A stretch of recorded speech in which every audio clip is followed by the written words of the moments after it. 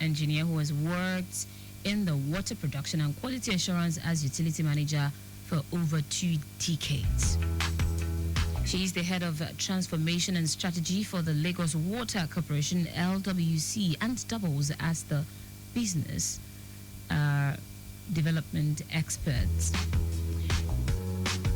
She has also been involved in the engineering design of water supply and distribution systems and managed several water supply and distribution projects in the past, boosting water supply to many parts of Lagos metropolis. She has handled the collaboration between the USAID and the defunct LWC, which led to the signing of the Memorandum of Understanding between the Lagos State Government and USAID. She has been an integral part of many improvements with the corporation, other collaborations, and she has also led the Water Aid, JICA, and the French Development Bank. And so tonight is not going to be any different. You know how we do it on the program. We bring to you women, right, leading at, different spheres, championing cause, regardless, or should I say, irrespective of what they go through. You know what we think in this part of the world? It's a patriarchal society, and we just believe that men lead and then women follow. You wait and then you will unravel. Lagos, Nigeria, join me as I bring to the microphone engineer Titilola Bright-Oridami. Good evening to you. Good evening, Taiwo. How are you today? I'm very well. I mean, I have spoken to engineers on this program, and I must say, you all sound a bit, quite calm. Engineering, is it a calm profession? Let's start the conversation that way. It doesn't strike me like a calm profession. Well, as a woman coming into the field of engineering, which is male-dominated, yes, for you to be able to find its space in there, you have to be calm.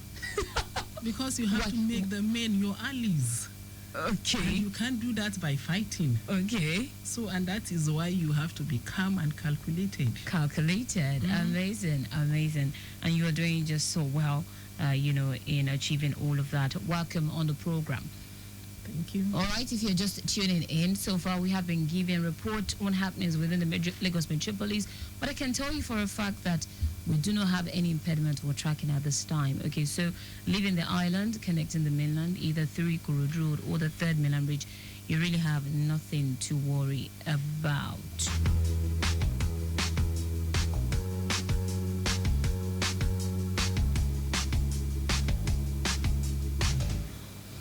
Engineer Titilola, aside from being a water resources engineer, can we get to know more about you and how this journey started for you?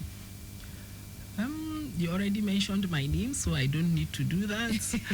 When I was younger, I had always wanted to be a medical doctor.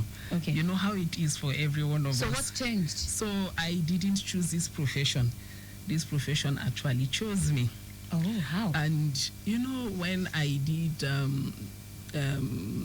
JAM in those days,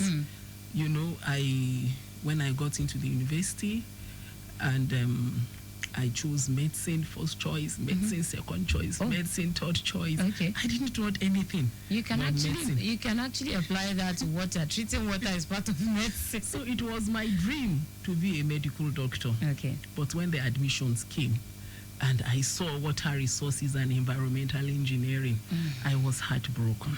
Oh. Because I'm like, I've never heard of that engineering in my life. In your life. I've heard of civil, I've heard of mechanical, and all of that, but nothing around water. And I when I went home, I gave my admission letter to my mom. And my mom was like, and I told her, I had an uncle then in the university. Okay. And I told her, why don't you talk to my uncle to change to at least civil engineering or chemical engineering. And my mom, I always say this to the young engineers. And my mom says, when life gives you lemon, make lemonade out of it. Go there and do your best. And that was how I went to study the course.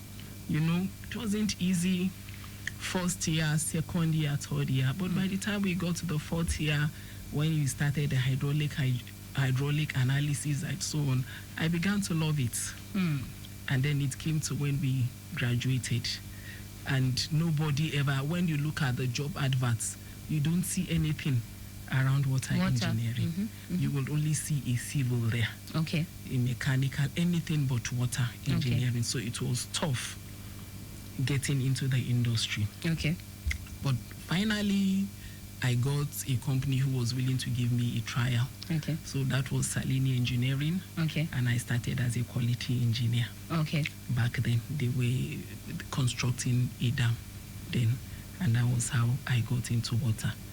And just when I was settling into it, my husband was transferred to Lagos from Abuja. Wow. And then I came to Lagos and there was no jobs. I didn't even know where to apply to. Wow. You know, and you know, because it's water, then we weren't quite exposed.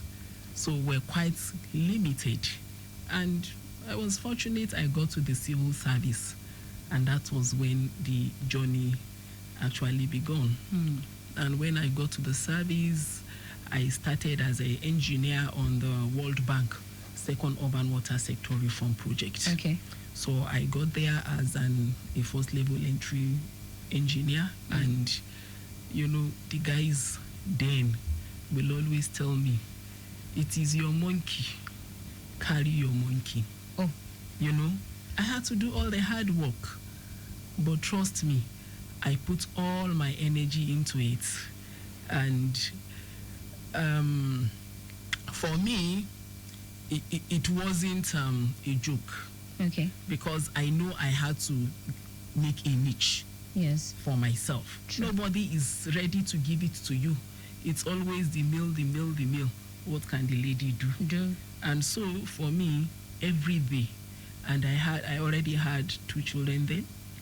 So every day when I go back, when we have a meeting for the next day, I never go for my meetings blank. I make sure that I get every document I can lay on around whatever meetings it is going to be. And I always make sure that I never shut my mouth. I must contribute when I get to the meeting. The worst I will do is I will tell you, I'm sorry I may ask a stupid question, but I will still ask because I want to learn. And also the other thing is I saw a gap there. Okay. And the gap I saw was that most of the male engineers would go for construction works. Nobody was willing to do the intellectual job, which is around the consultancy, the studies, the designs. So when I saw that gap, I'm like, this is where I should be. So you leveraged on the gap, right? So how does it feel attaining this feat in the industry, the male-dominated industry? I feel happy. I feel proud of myself because you have to blow your own trumpets. I feel proud. It's not been easy, but I am here. Speaking of being proud, are women proud when they attain a certain feat? Does it get into our heads? Let's put it that way. Well, the men will say it does, but for us, I don't think so. Because the thing is, you have you have to show that you got there, you worked to go there. And unfortunately, a lot of women don't want to be seen, right? They always hide behind the men. And that is one of the reasons why men actually take advantage. For a woman, you do it, you deliver it, but you are shy to come out to say, I delivered it. Yes. You know? But then some of us has to pave the way for others to follow. So when you achieve it, you should be proud that you achieved it. So why do you think women do not like to be seen? Maybe stereotyping. You know, maybe they feel that. I think it's also a cultural thing. Okay. It's also a cultural thing. Okay. Too. You know, growing up, our mothers will always tell you the men are the head, and you go out into the society also thinking the men are the head, so you should always allow them to take that lead. I think it's also part of it. Then it's also we are shy. As it's still culture. We are quite shy. Yes. We allow men to take the pace. You find out that even women, when they do it, when they deliver it, they will most likely hand over. And then we also sometimes lack confidence. That is also a thing I see amongst women. I'm part of a group called Women in Water, and it's in the International Water Association, right? Is a water sustainability group, and we have a group, Women in Water.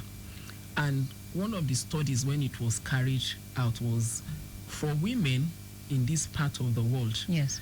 The problem is not that we are not given a place at the table. Okay. So what's the problem? So for us here, the problem is we are shy. Shy? We lack confidence. A lot of us lack that confidence. And then the thing also is a lot of us also don't have that capacity.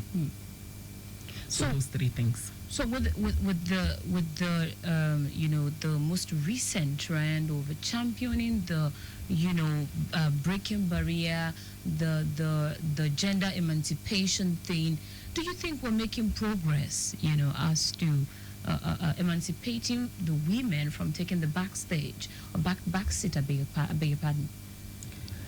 Yes, we have made a lot of progress, but there's still a lot of things we still need to do. Things like what? Yeah, because around capacity, mentorship, coaching our young girls, our women. So, in fact, mentorship should not stop at just the young girls at ages and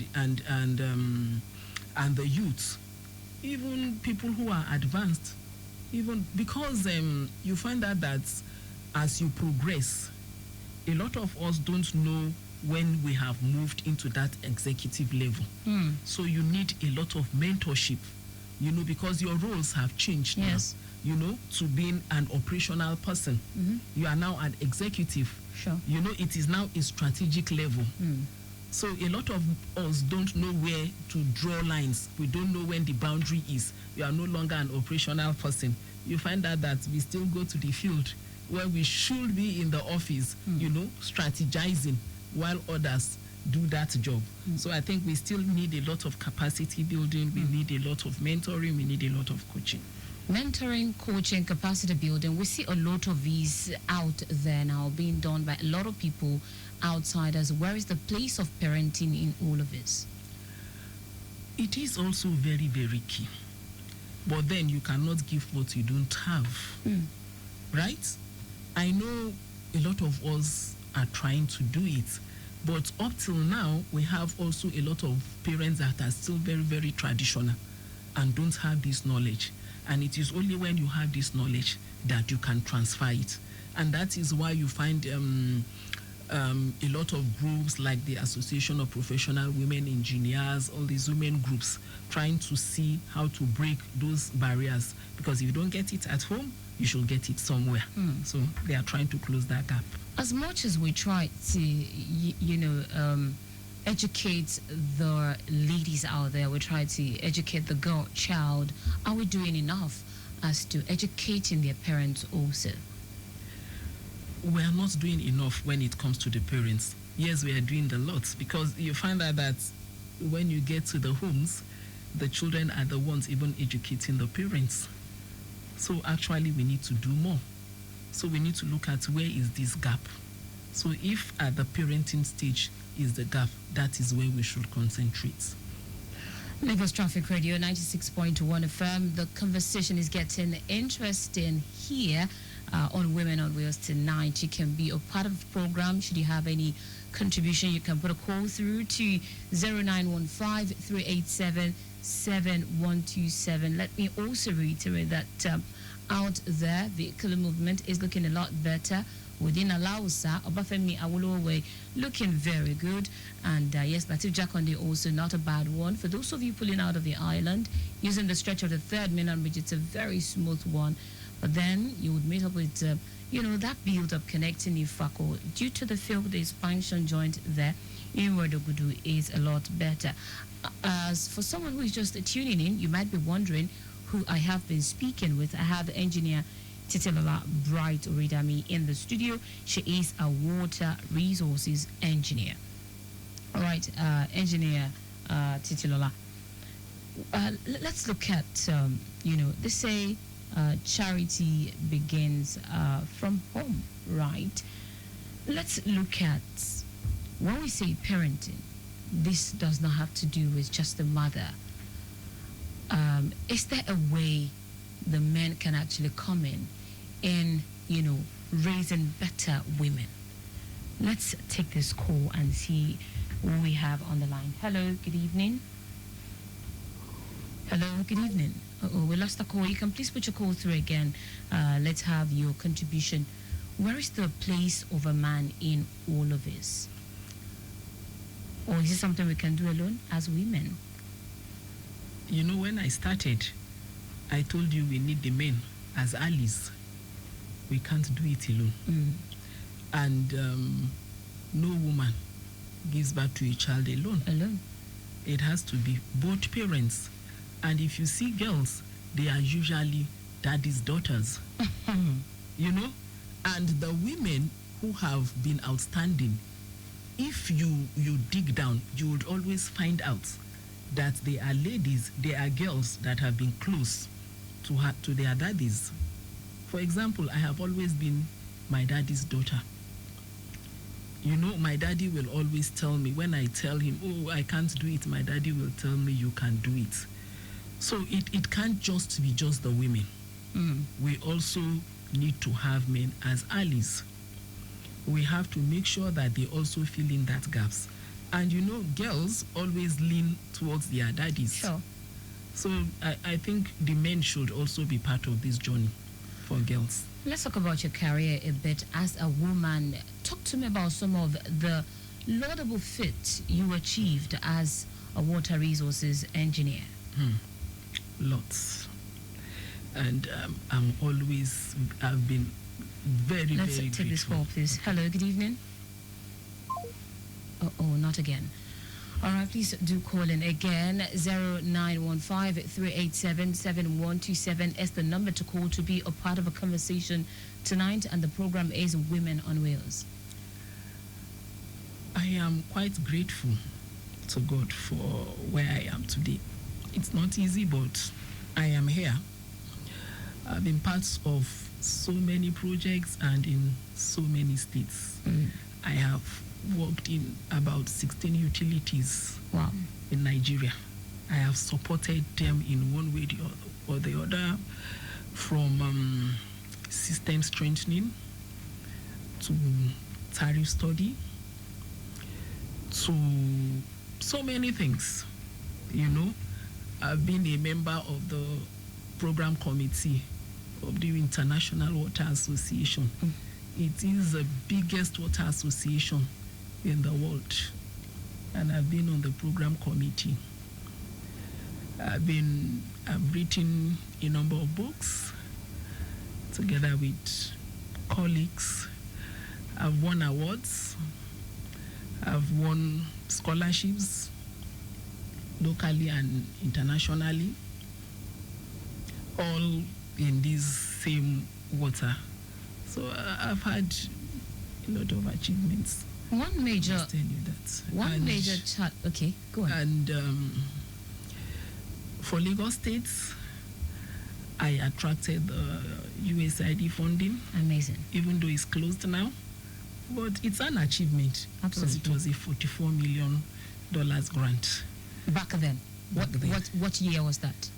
Just closed this year. Oh, okay. That's still huge.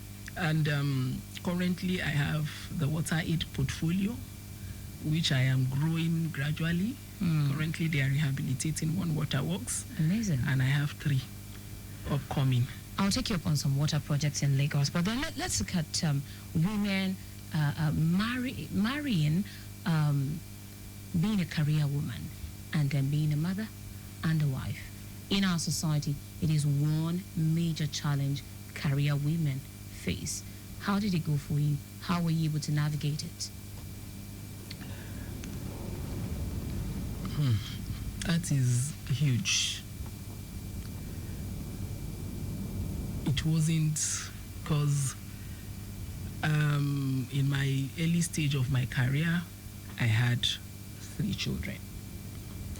And they were both quite young, and I gave birth to them one after the other. So it was like a few years in between them, But then, as individuals, yes, you have to find a way to create your balance. Because when people say this thing, they talk about work-life balance, it's not one size fits all. True. Everybody has to create their own balance. For example, for me, I was lucky I had my mother-in-law. Okay, good. Who was staying with me then. Good. And I made her my friend. So that way, I could always get her to take care of my children. Amazing. And at the same time, I can concentrate on my career. Okay. And then also, I have always made sure with my colleagues, male colleagues in the office, I always made friends. So that when I need to dash out to a school event, I have one of my male colleagues that will always stand in. That will always cover for me. And that is one more reasons why you have to be friends. We can't do it alone. And then I was lucky with my bosses. When I have to go for international trips, I get to go with my youngest daughter. Okay. So anytime I'm traveling, I have to go. Of course, you also have to make sacrifices. And then at the home front with my husband, it was that understanding that we will both allow each other to grow. Amazing. I want my career and he wants his own career. So we will allow each other to grow. So when the opportunity comes for him to take care of the children, he takes them on. Sometimes he has to go to school runs. He does that, while I concentrate on my careers. And when I want to travel, he knows it's time for me to go and improve myself. And, he takes on that challenge. So that's the way to do it. You have to talk about it. Otherwise, it's going to be difficult. And of course, like I said, there are sacrifices. I remember then, sometimes I sleep as late as 1 a.m., 2 a.m. And trust me, by 4 a.m., 5 a.m., I'm up. Wow. Tell me the most challenging period for you, or what was the most challenging thing you encounter or you have encountered in your career? Or as a woman, apparently. Well, maybe not as a woman, but as a supervising engineer. Okay. Then we were doing a construction along In a minute. Okay, we were doing a construction on the Bagada Expressway. Okay. And it was vertical drilling. It was meant to take just 2 weeks. I ended up spending 6 months there.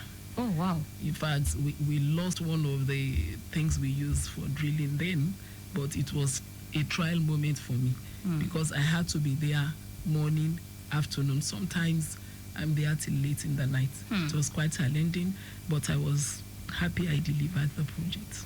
All right, then. We're running out of time already. What would your advice be to women out there, especially in marrying, career, and family, work-life balance, basically? So for women, I will say it's not going to be easy, but you need to make up your mind that you are going to do it. And I always say, there's no reason why you should sacrifice your career, right? You can have it all, actually. taking care of your children, taking care of your husband, and having your career. But I will advise that you need to make sure that you build your family with love, with patience, talk to your husband, have your male colleagues as your allies. Sam, I am going to put it this way now. If you were to advise a boy child right now on how to handle a family, handle your wife, what would your advice be to your boy child or your young man getting married on how to, allow his wife grow? I always tell my son that, because I have a grown-up son, and I always tell him, your wife is the closest person to you. If you give her the room to grow, you will also grow side by side with her. So you need to love her, you need to understand her, you need to be her cheerleader in whatever she's doing. All right, then we'll leave it at that for now. And I do hope that advice, it's not a one-size-fits-all. But then, if you feel it's useful for you, you can as well just take it.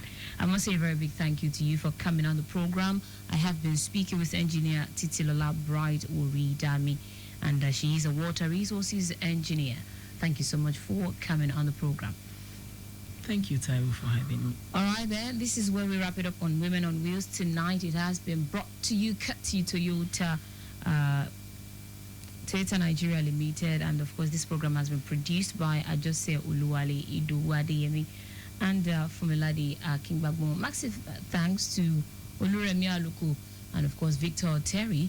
Our executive producer is Taiwo. I remain Taiwo Baruwa. The program makes a return next week, Tuesday at 7:30. Until then, keep soaring, women. Jargo for timely